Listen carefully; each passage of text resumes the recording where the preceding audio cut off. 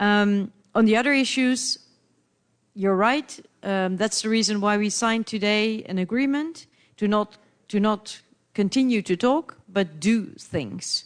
And this agreement, and you can read more about it in the newspapers and also on Facebook, is about a lot of things. It's about working on increasing income, on reducing costs of living. It's about the roaming animals. It's about renewable energy. It's about also improving the quality of or the quality and quantity of the staff that are working here with the government. So loads of things, and I truly believe that that needs to be well now implemented, as you said, because yes, I truly believe in action and no more talking.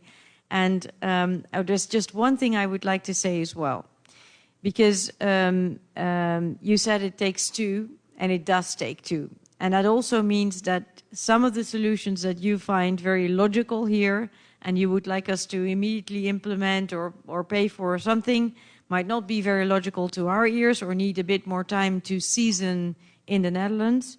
This is not an excuse for doing nothing, but we also need to have, we have to see from both sides.